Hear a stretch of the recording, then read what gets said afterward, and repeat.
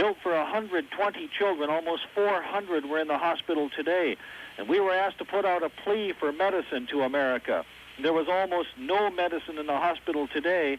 And at the hospital, Croatian, Muslim, and Serbian children, all in adjoining beds. And then we had a chance to meet with the general manager of Coca-Cola in Yugoslavia. His plant has been shut down for 4 months because American sanctions have kept concentrate out of the country. His plant shutdown has idled almost 500 employees. We have yet another day in Belgrade tomorrow before we head for Zagreb in Croatia. Reporting live from Belgrade, this is Duke Skorich.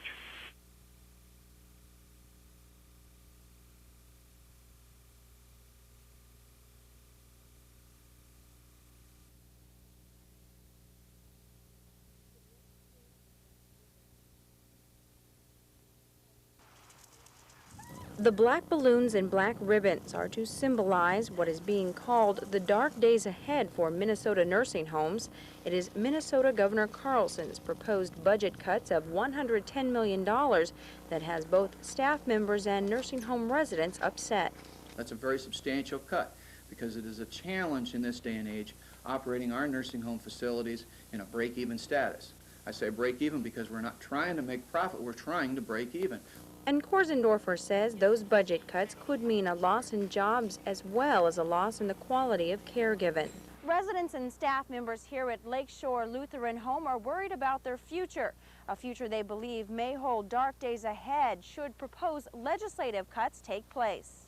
Korsendorfer says those cuts could translate into a loss of more than 3,000 jobs statewide and nearly 200 jobs in the Duluth area alone. Pay cuts and salary freezes could also be on the table should the cuts be given the go-ahead, a situation that has some nursing home residents wary of the future. I think I don't always get as much care as I could have. So far, I've been able to provide some for myself. But what these nursing home residents can do and are doing is contacting their legislators, protesting the proposed cuts. Still, many worry what life will be like in their nursing home with fewer staff members to care for them. Well, sometimes we don't get the attention we should have. We have to wait and wait and wait, and finally one will come. If they're going to cut the help, it's going to be bad. In Duluth, Stephanie Guadian, News 6.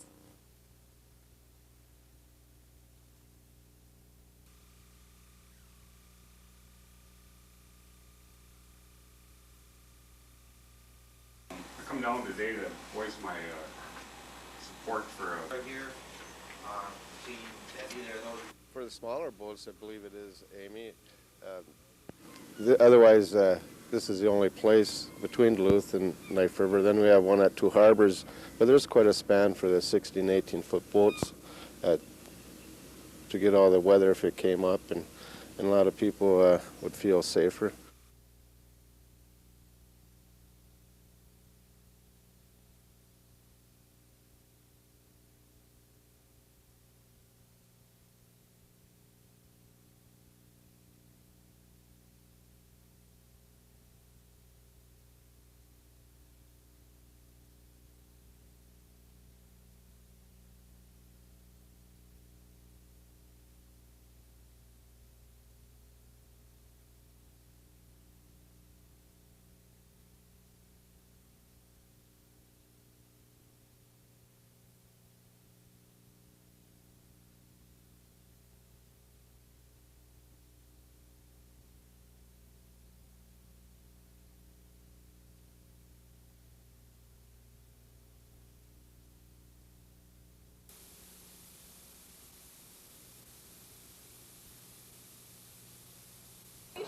Safety and Health Act went into effect in our country back in 1971. $1 a year to do its job.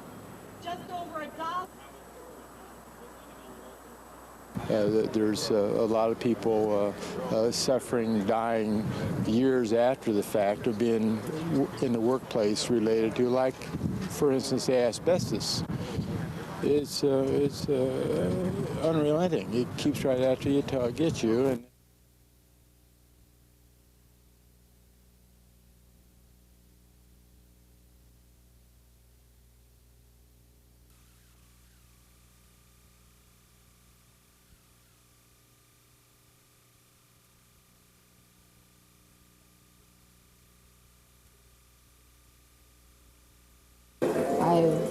got an 8-year-old daughter, and she's, well, I'm able to provide more for her. It's great.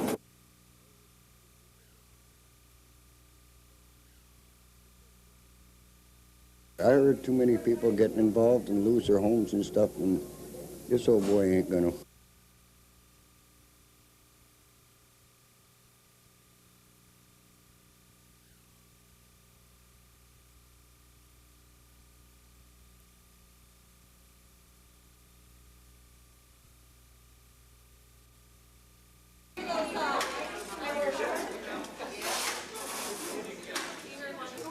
That's in my blood.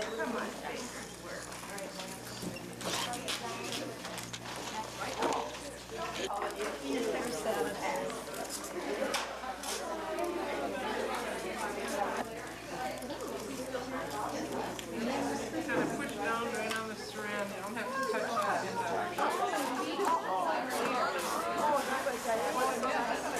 Emergency room for well.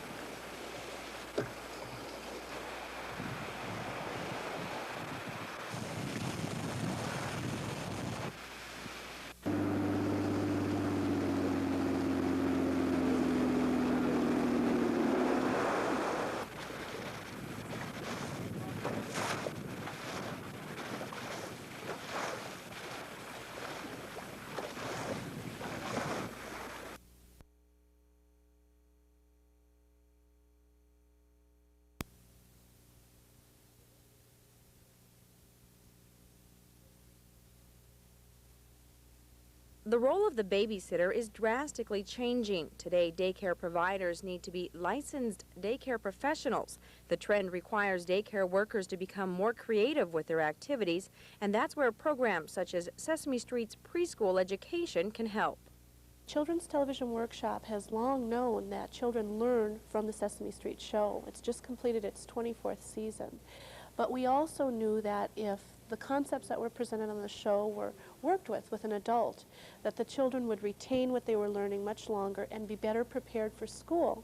The program teaches everything from cultural diversity to the ABCs and 1, 2, 3s. The children learn by making crafts, storytelling, and even playing in skits. The idea is that learning can be fun. They're eager to learn, want to continue, don't want to quit when I'm doing an activity with them. The program has also given the job of daycare worker a more professional look. I think it gives it a more direction. It's giving it a more professional quality to daycare. It is not a babysitting service. It is a service that's being offered to help teach and prepare kids to go on and enjoy their world.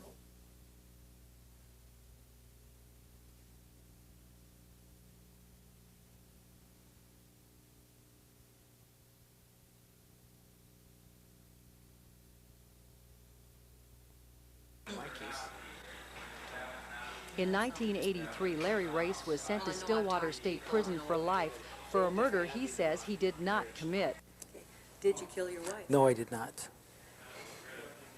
I have to ask you that again. Did you kill Debbie Race that No, night? I did not kill Debbie Race. What happened that night was an accident. As reenacted on NBC's Unsolved Mysteries, Race claims the couple's boat began taking on water during an anniversary cruise on Lake Superior. And from there she became hysterical and said, "Get me off this boat." So we left the boat, and Debbie and I separated. I tried to get into the raft at times because I was cold. She says, "No, water's coming, you can't get in." So she went towards shore for help. I went back to the boat for help. A victim of hypothermia, Debbie Race's body washed ashore the next day. Using circumstantial evidence, prosecutor John DeSanto successfully argued Race staged a boating accident which led to the death of his wife. As a motive for murder, the state offered Race's affairs with other women. During your marriage to Debbie, you weren't faithful. Why did you cheat on her? I'm really sorry for what I did. I should never have committed adultery because Today, you think I could have made her the happiest woman in the world.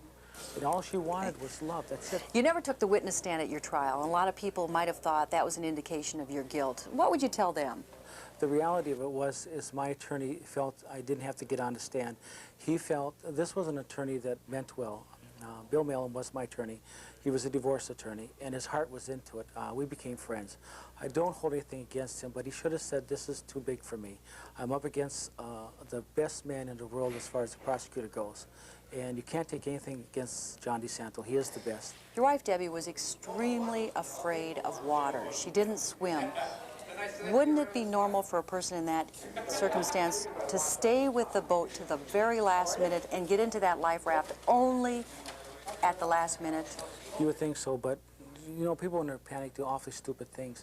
Now, if the state Supreme Court comes back, gives you a new trial, but the prosecution steps in and says, we've had it with this case, it's been 10 long years, we don't want to charge the taxpayers the cost of another trial. Larry, we want to cut a deal. If you admit to killing your wife, we'll set you free. Would you take that deal? I don't think they would do that, because I think... If they did. Okay, I would not admit to them like Roger Caldwell did, because I did not murder my wife. One thing I would like to see them do is, if they did do that, is to say, maybe this is enough time. When is it enough time for a man in prison? Is it 5 years? Is it 10 years? Is it 30 years? What do we want? What does society want? Is he dangerous to society? I would hope they'd say no in my case. I would hope they would say, send Larry home to his family. Larry Race has spent the past 10 years of his life behind these bars at Stillwater Prison. A lot of things have happened during that decade. His children have grown up. He's become a grandfather. And if the Minnesota State Supreme Court denies his appeal, Larry will spend the next 7 years here before becoming eligible for parole. In Stillwater, I'm Michelle Lee, News 6.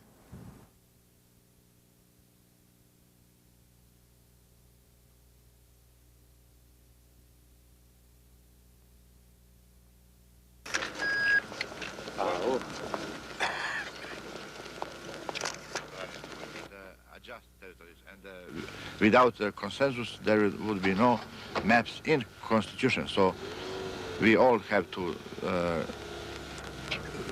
sit down and to talk face to face and to change some territories. So we do think that we can realize our objectives after the war, during peacetime. That was very encouraging for us.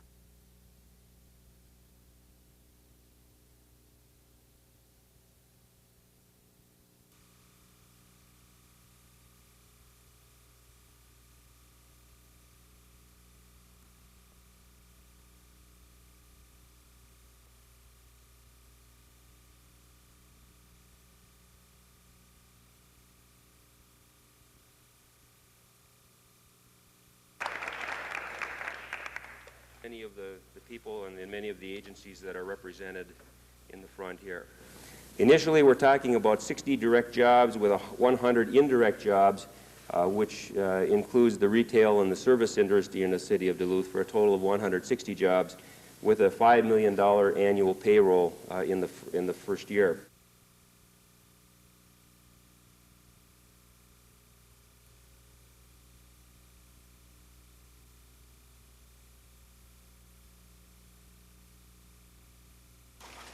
We have a number of standing committee reports. Get together and submit names of people. No problem. Anything else? From students, and the chancellor had reversed most of the decisions that the committee had spent months working on, and the students are concerned that the chancellor has done this and basically turned over all the work that they've done and basically thrown it out the window.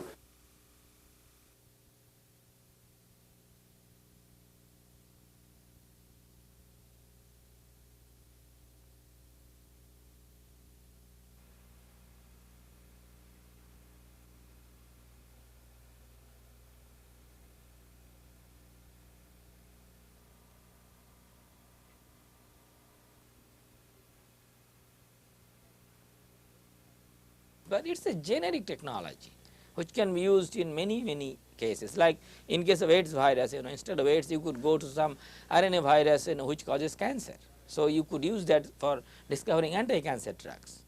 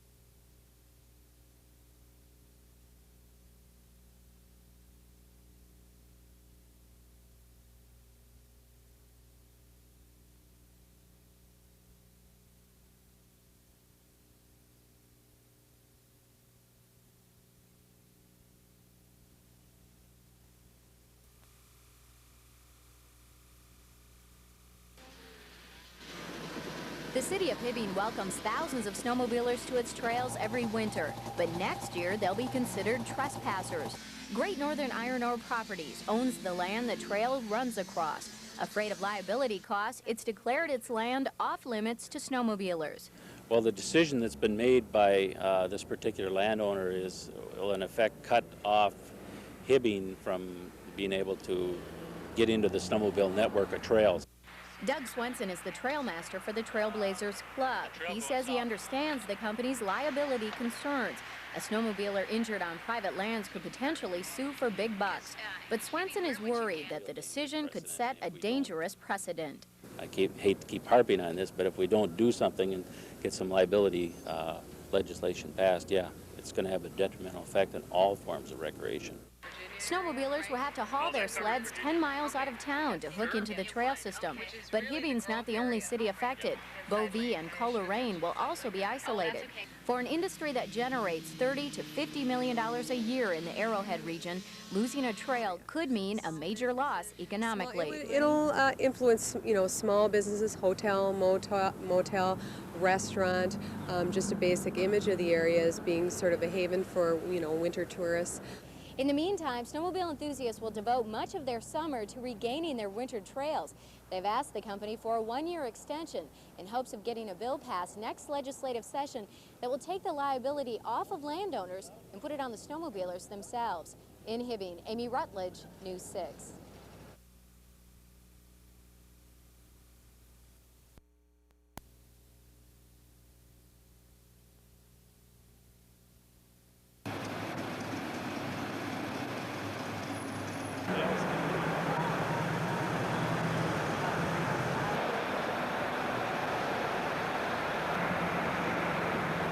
The shorter tunnels, it may not be as big a problem, but the longer one, that's why they put in a very sophisticated exhaust fan system also, so that the CO level is getting to a bad level, they'll kick in automatically.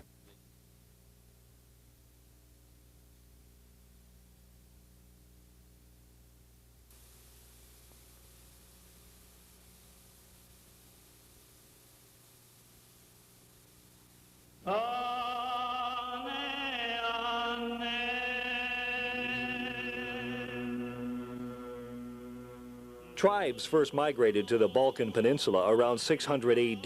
The Kingdom of Croatia flourished in the 10th and 11th century.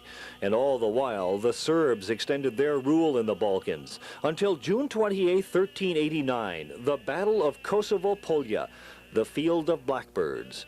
One of the largest battles ever fought in medieval Europe. It was here that a Christian alliance tried to stop the northward advance of the Ottoman Turks. We have nothing but these lands, so we must take a stand, said Zalazar. Our choice is simple: become Turkish slaves or die like men.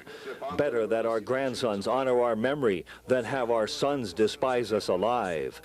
The battle, which resulted in the killing of every Serbian male, spelled the end of the once powerful Serbian Empire. And Kosovo is now considered sacred ground and the setting for what many consider the next Balkan battleground. In the 20th century, the Austro-Hungarian Empire ruled most of the Balkans. In 1914, a Serb assassinated Archduke Ferdinand, and World War I began. In 1934, Croatian nationalists assassinated Serbian King Alexander, whose moves to strengthen Serbian control alienated the Croats.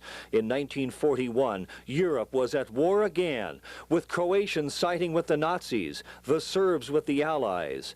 Thousands of Serbs were exterminated, along with millions of Jews.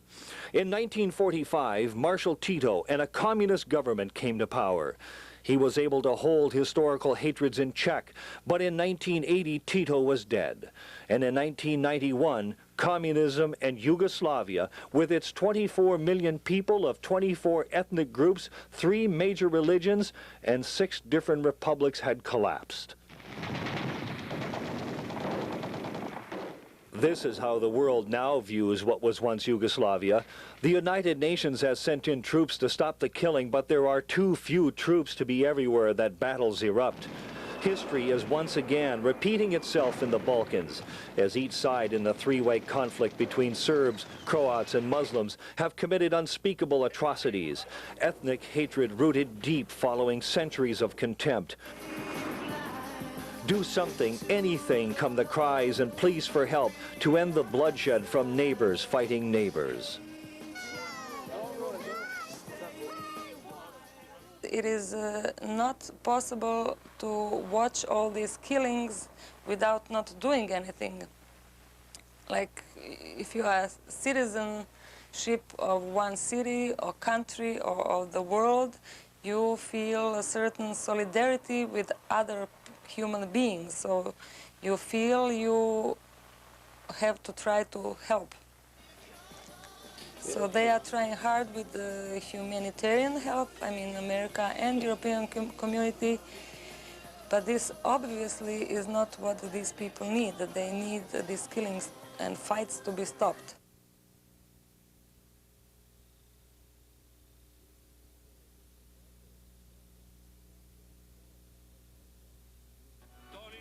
You'll meet my relatives in Belgrade, Bogdan, Branka, Jelena, and Marko. You've already met Svetlana Čurčić of Zagreb, Croatia. We'll tell you about her connections to our Northland. We'll take you to a children's hospital where doctors worry about treating Croatian, Serbian, and Muslim children without adequate medical supplies. At the Karlovac Refugee Center, I'll tell you about what it was like to meet 9-year-old Anita Krukic. And we'll go to Elizabeth Jurkic's wedding, 6,000 miles from Duluth to Boca, to marry a man she'd never met. Indeed, love has no borders.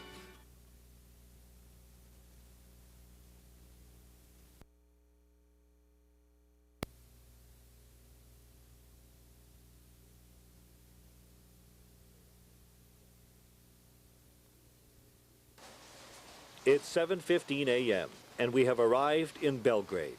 I've had 3 hours of sleep in the past 3 days, waiting with anticipation for this meeting.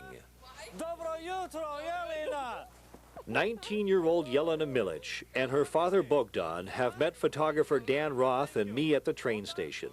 Jelena is excited to meet an American uncle who she plans on spending the summer with in Duluth, if she can get an American visa. But our first order of business, finding breakfast for a news crew that hasn't eaten for over 24 hours. Within minutes, we begin to realize what American sanctions have meant to these people of Serbia. It is expensive and we don't have it all the time, not food. I mean the bread, the milk. Tobacco? Yes. Raw tobacco? Because we don't have cigarettes all the time. People from Montenegro bring tobacco to the Belgrade. Fish prices jumped 30% the morning we were here, and on everything else we discovered if you didn't like the prices, you bargained. $1 American we found out is worth 48,000 dinar. The Serbian government can't print paper money fast enough to meet demand. Inflation here in Belgrade is running anywhere from 4 to 6% a day, making it very difficult to get many of the provisions that keep these people alive. All areas of the Serbian economy have been hit hard by sanctions placed on the country by former trading partners and the United States. Why us, people ask me. We fought for America in World War II. We died to keep your soldiers alive. How can you now turn your backs on us when you see us suffering? Sanctions have slowed barge traffic on the Danube and the Sava rivers. Gasoline, available on the black market, often costs a full month's salary to fill a tank. We were the only Western media present the day labor unions went to the American embassy to plead for help to save their jobs and their families' lives. We don't like to make war. We want peace.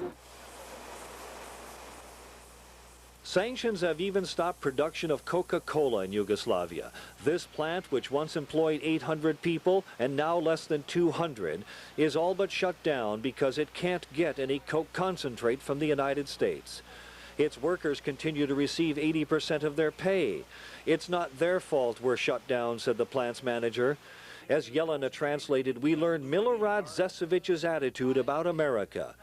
You change presidents, he said, but the politics stay the same.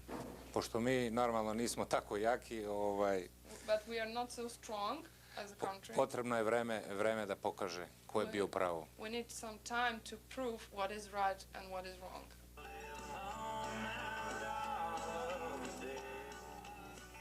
As American country music blared from our car speakers, it was time to leave Belgrade on this day to meet the rest of my family.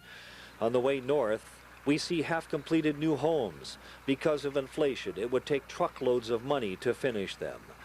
Farmers with carts still pulled by horses because there's no gasoline for their tractors. But everywhere in the countryside, tulips and gardens filled with color as spring has arrived in the Balkans. At 3 o'clock on this afternoon, I meet Branka Milic, whose resemblance to my sister is absolutely remarkable, and Marko, 17 years old, who would like to attend West Point, but who will end up next year in the Yugoslav Federal Army. For 20 minutes, it's absolute bedlam in the Milic apartment, until Branka and Jelena put everything in perspective. In our country, first come pleasure, then work. Not like us, right? We never got that breakfast in Belgrade, but we did sit down this late afternoon for a meal that brought tears to my eyes. It was food like my mother used to make, old country food. Here in Belgrade, 6,000 miles away from Bovi, I felt at home.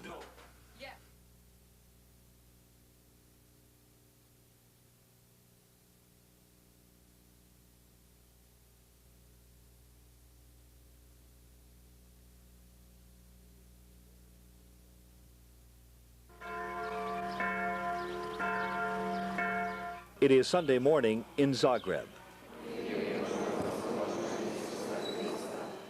In Sila, 30 kilometers east, families are getting ready to spend a beautiful spring day together. And just outside of Sisak, 50 kilometers from Zagreb, members of the Croatian militia stop for some refreshments.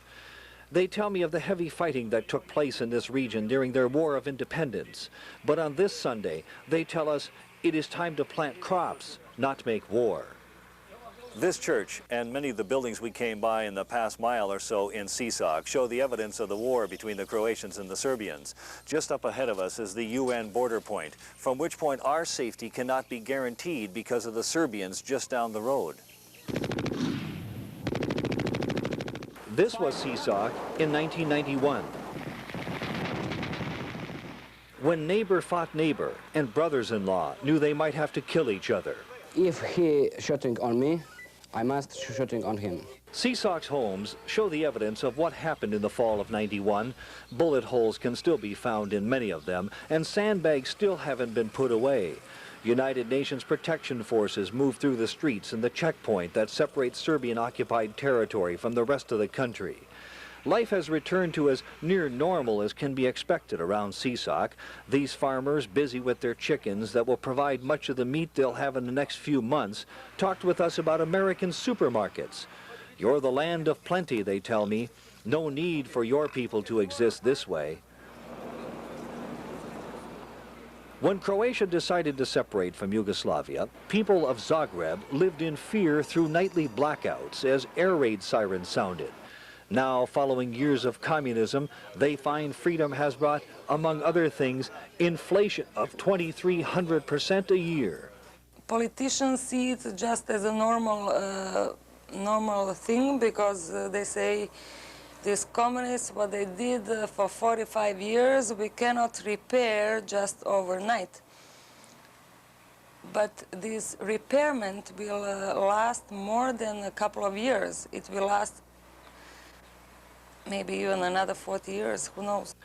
Svetlana Čučić, who once studied at the University of Wisconsin in Superior, used to work for the Croatian government. She was fired, she says, because she is a Serb. It made no difference. She had lived her entire life in Zagreb. University professor Darko Veljan is Croatian. He also studied in the United States. But now, back in Zagreb, he worries about life after having his salary cut 80%. I'm frustrated. I cannot afford fruit to my kids, you know. It's a frustrating thing. Is there any... And I'm a university professor, you know. You are a university That's professor, right. yes. I'm a university professor, and I cannot afford my kids, you know, everyday fruit and you know, ordinary things, which I used to do it, you know. It was in Zagreb that we first encountered young children begging for money or any scrap of food that we might give them. Svetlana Čučić is continuing her studies toward a doctorate in cross-cultural negotiations. She told us the problems that exist in Croatia and Serbia are not because of the people, but because of their politicians. They first create a strong nationalistic feeling in order to have people get ready to fight. And once you get on the battlefield, I hope this hatred starts developing. I mean, then you have an enemy which you have to hate in order to be able to shoot or stay at the battlefield. I think that politicians think they are doing everything for people, but when it comes to killing, it cannot be but against people.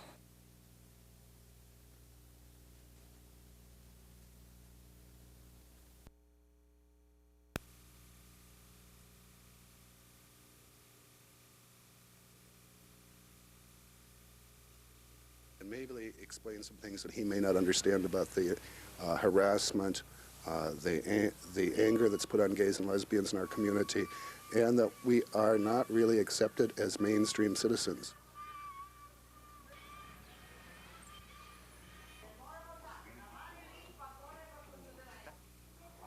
Only 120.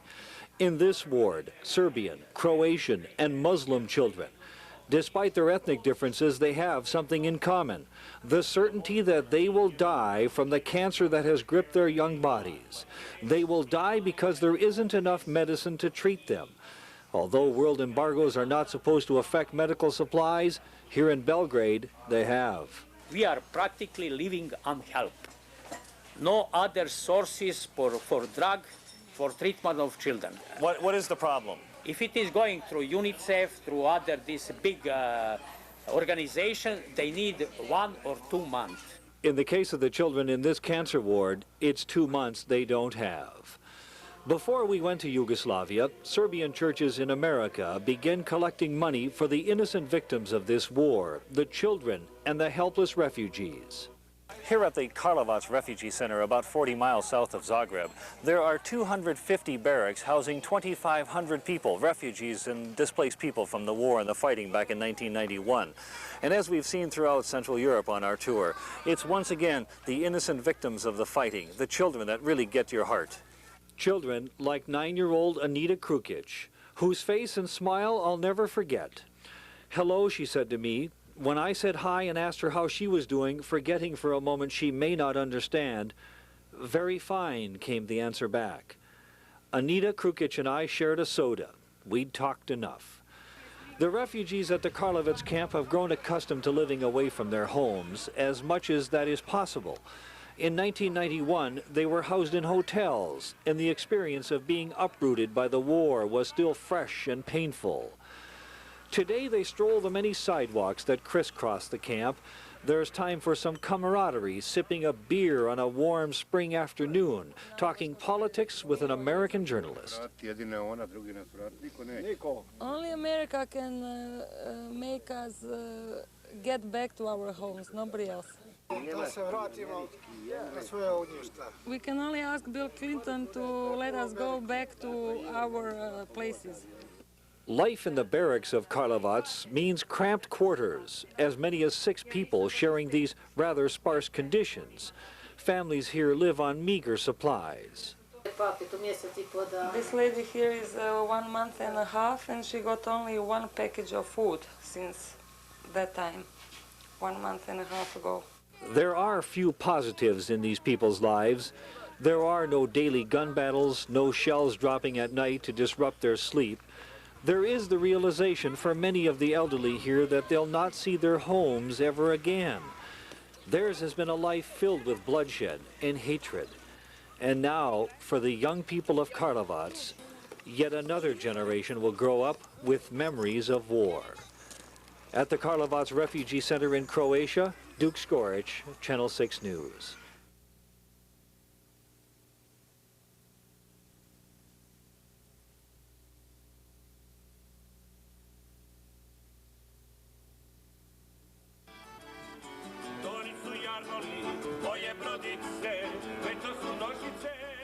We found these Croatian musicians in Austria. They told us it was impossible for them to make a living in their homeland. There just isn't the money to support their families. In Belgrade, thousands of artists and the intellectual elite have left for the same reason. The ethnic hatred that has boiled over into war has stifled their ability to exist under present conditions. Those who are left behind in both countries hold strong to their beliefs and hold little hope for any future together. The war must stop, but people don't think that they're going to live together as they lived ages ago. Never going to get together. Never. It is too much sorrow and bitterness both sides. I personally know intellectuals, Serbian intellectuals here in Zagreb. They live here, you know. We don't talk with them anymore about this, you know. We just, you know, we don't say anything about that to them. And it just go by. I mean, it goes like that, you know. Yes, it's okay, fine. Since the separation of Serbia and Croatia, television has become the only real link people have to each other, since travel is all but impossible. And just about everyone we met stopped to watch the nightly television newscasts. I would like you to say in your words the truth, the way you see it and know it. Croatian President Tudjman may want the truth told, but I can tell you from personal experience, Croatian TV presents a much different image of the war in Bosnia than does Belgrade TV, CNN, and the BBC. Croatian television news is quite censored, but it's not only television.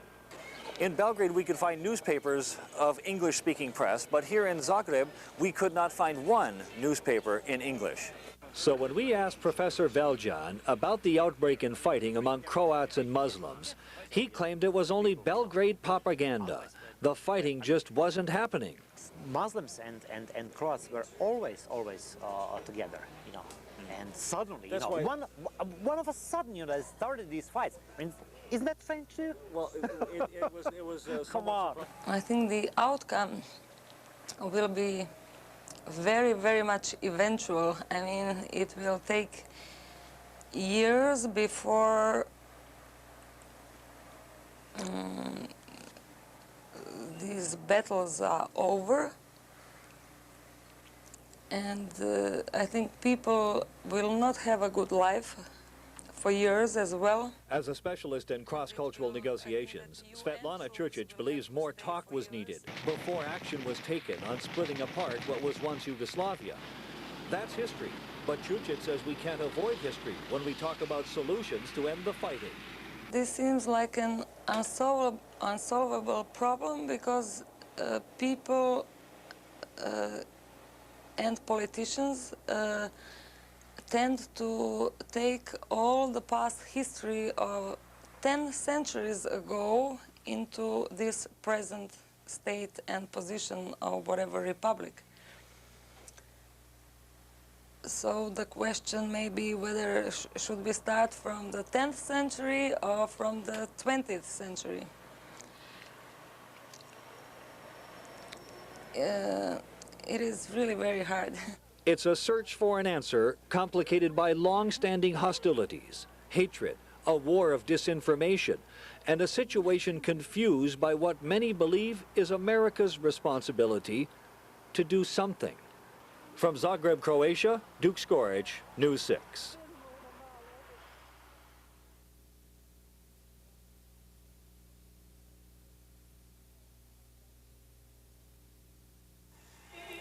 What makes me think I'm ready for marriage? Boy, that's a tough question. I think I'm ready for marriage because I feel that I'm responsible to enter into that kind of commitment, and because of the fact that I really like this man, even though I haven't met him personally. Every time we talk, he sends me kisses through the phone. They began writing each other when they were children. 5 years ago, they began ringing up thousands of dollars in long-distance telephone calls. And now 20-year-old Elizabeth Jerkic of Duluth and 23-year-old Stephen Nodge, who speaks little English, are about to begin a life together. Their love story begins with their parents and grandparents, who knew each other when they were young. This area of Serbia is largely rural, inhabited by Serbs, Croats, and Hungarians.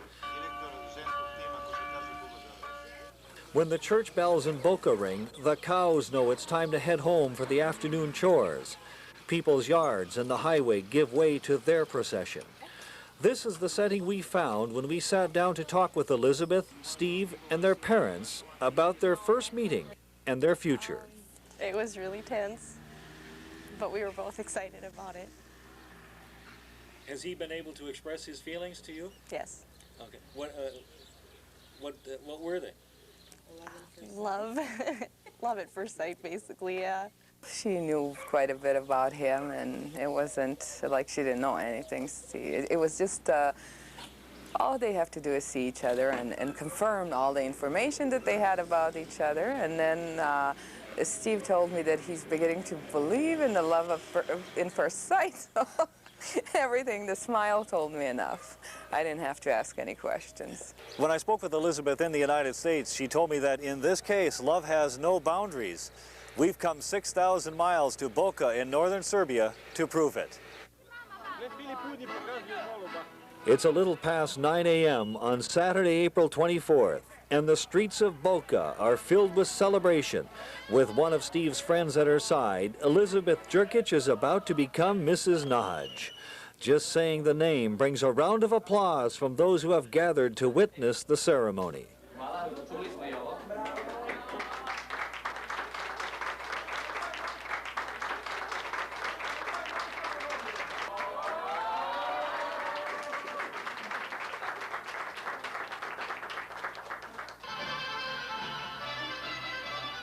If you've never been to an old country wedding, you've missed something.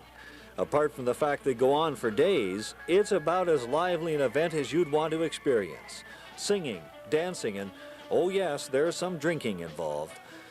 Elizabeth Nodge and her mother have returned to Duluth without Stephen, but his immigration papers are almost processed, and he is expected in Duluth shortly. Steve has worked on oil rigs and expects that once he learns a little more English, he'll be able to find employment here. But not before Elizabeth gets to know him better. The boy she wrote to as a child, the man she fell in love with at first sight.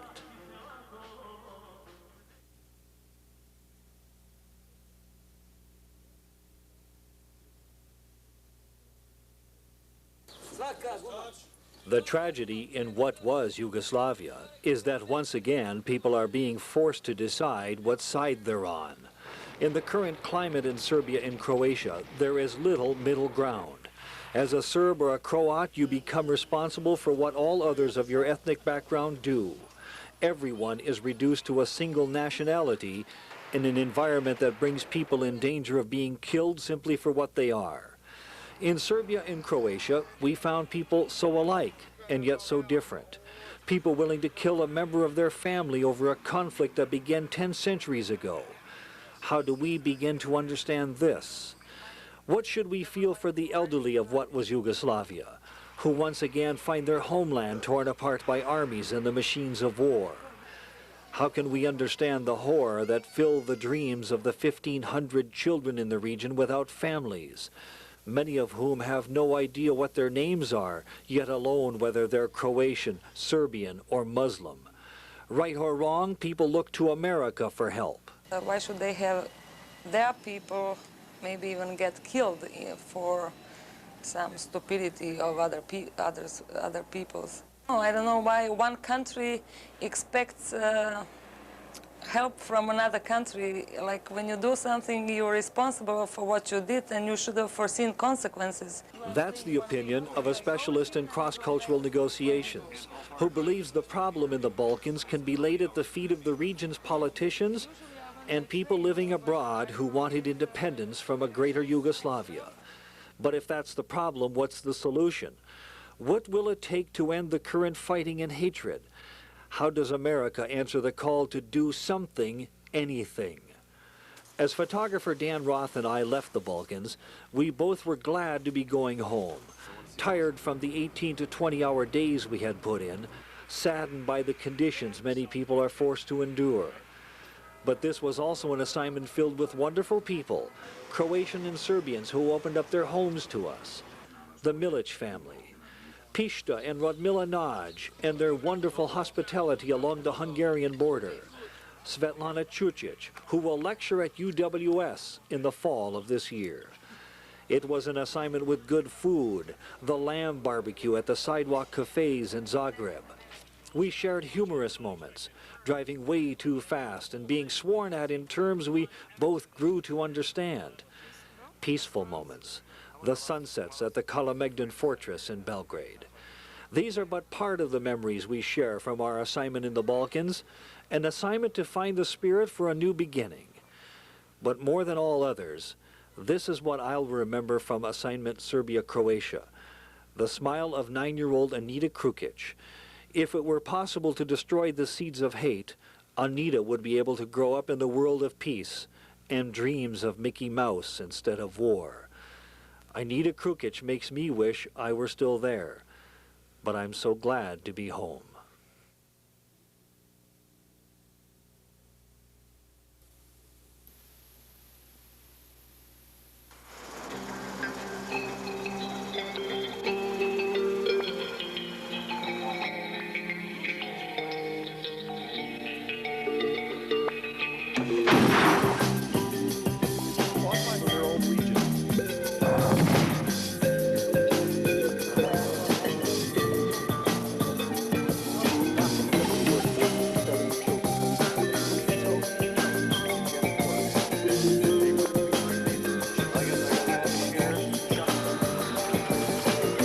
Exploring, and indeed we are in the process of implementing ways to tighten the embargo.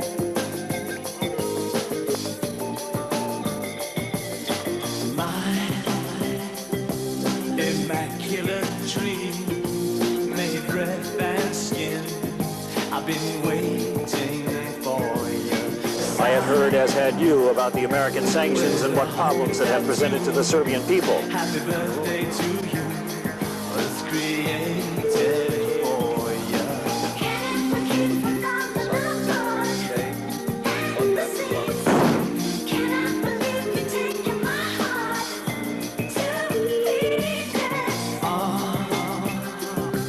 It'll take a little time, might take a little cry to come undone. Now we'll try to stay alive to the hope and fear outside. Hey child, stay wilder than the wind and blow me into cry. Who do you need? Who do you love when you come undone? Who do you need? Who do you love when you come undone?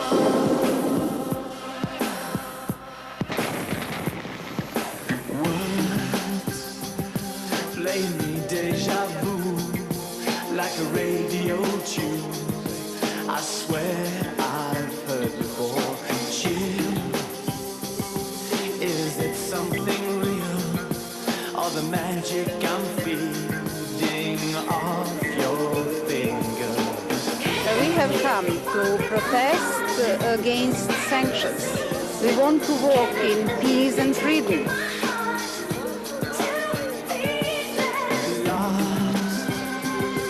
In a snow-filled sky, we'll make it alright to come undone. Now we'll try to stay alive to the hope and fear outside. Hey child, stay wild.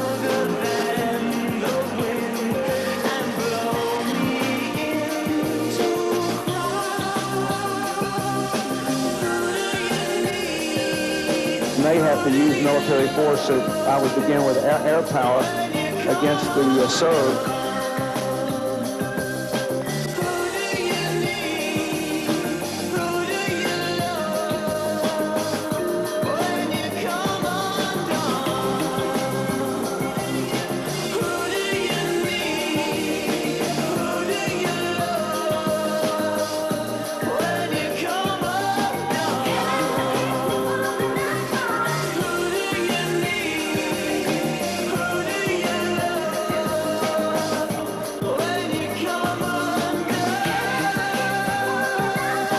In the embattled countries that once made up Yugoslavia, it was another bitter and bloody day with Serb forces in Bosnia, unleashing another brutal attack against Muslim troops in one area and Croatian snipers firing on UN troops in another.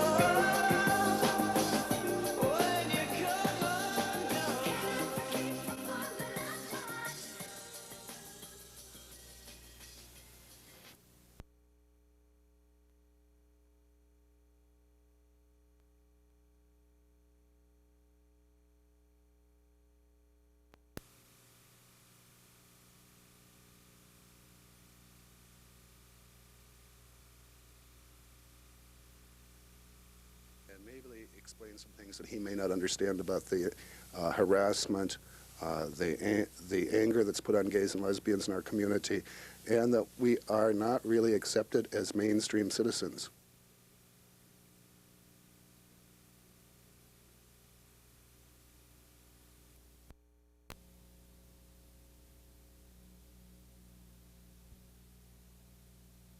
This lies within the teacher retirements. Several times in strategic planning, and I'm heading on the amount of other kinds of inflationary factors. She was alluding to, if we have enough kids leave the district because art and music isn't there, the money they're saving, the $800,000 that they were saving by not reinstating art and music specialists, is going to be basically wiped out.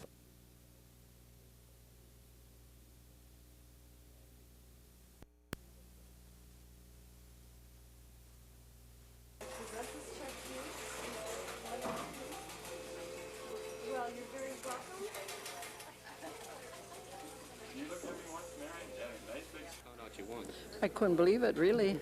I had to check it over to see if I was right. But happy. Never thought it would happen.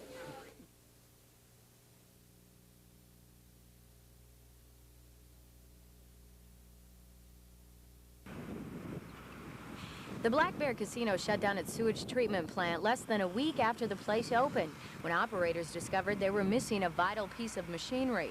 The discharge is now being trucked to the Western Lake Superior Sanitary District in Scanlon. We have 2 lift stations here that require a grinding system on there, or grinding pumps, and we're waiting now to change that. The sewage plant has been the center of controversy from the start. Some people were upset that the casino would have its own treatment facility, which discharges into Otter Creek, rather than hooking into the WLSSD. Paul Davidson is one of them. He says the fact that problems with the plant have surfaced already has him worried about the future. I anticipate more problems. The track record doesn't seem to be so good in the last week, so.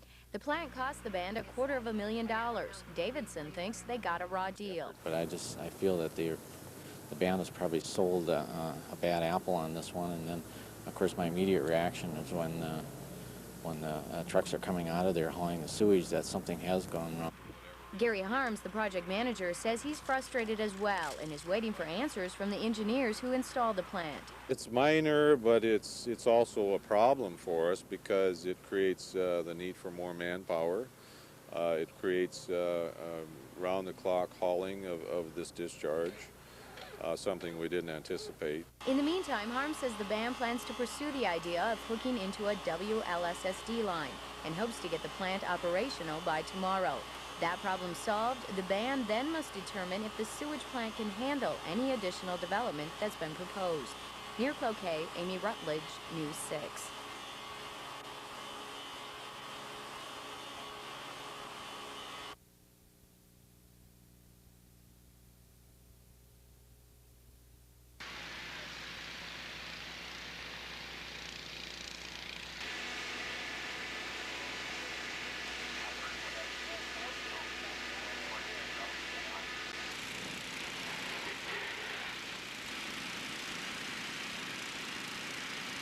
It's pretty hard to tell the exact extent because the fire is still in process and we don't know exactly. They just remodeled this building last summer, so I'm not sure what anywhere near what the cost is going to be.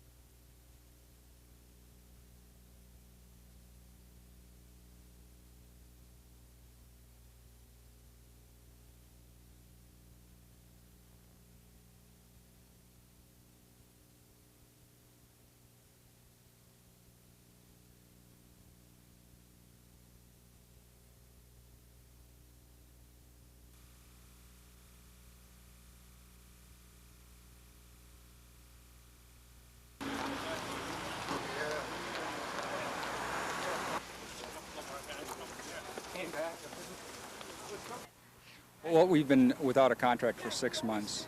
We've met 18 times, and the company refuses to back off some real tough proposals that they've brought in to negotiations. That